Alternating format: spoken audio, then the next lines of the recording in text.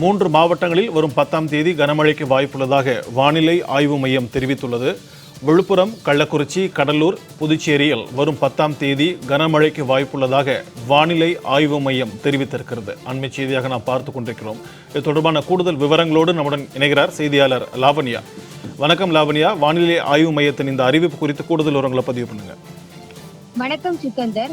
தென்னிந்திய பகுதிகளின் மேல் ஒரு வளிமண்டல கீழடுக்கு சுழற்சியானது நிலவுகிறது. இதன் காரணமாக தமிழகத்தில் ஓரிரு இடங்களிலும், புதுவை மற்றும் காரைக்கால் பகுதிகளிலும் இடி மின்னலுடன் கூடிய லேசானது முதல் மிதமான மழை பெய்யக்கூடும் என வானிலை ஆய்வு மையம் தகவல் தெரிவித்திருக்கிறது. அந்த வகையிலே வரக்கூடிய 10ஆம் தேதி 3 மாவட்டங்களில் கனமழைக்கு வாய்ப்புள்ளதாக தெரிவித்திருக்கிறது. விழுப்புரம், கள்ளக்குறிச்சி, கடலூர் ஆகிய 3 மாவட்டங்களில் வரும் 10ஆம் தேதி கனமழைக்கு வாய்ப்புள்ளது. அதே போல 11ஆம் தேதி 9 மாவட்டங்களில் கனமழைக்கு வாய்ப்பு இருக்கிறது. வேலூர், ராணிப்பேட்டை, திருப்பத்தூர், காஞ்சிபுரம், திருவண்ணாமலை, விழுப்புரம், கள்ளக்குறிச்சி, கிருஷ்ணகிரி, தர்மபுரி ஆகிய 9 மாவட்டங்களில் 11ஆம் தேதி கனமழைக்கு வாய்ப்புள்ளது.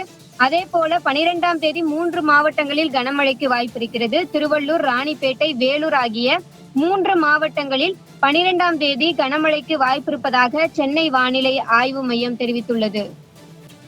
விரிவான தகவல்களுக்கு நன்றி லாவண்யா.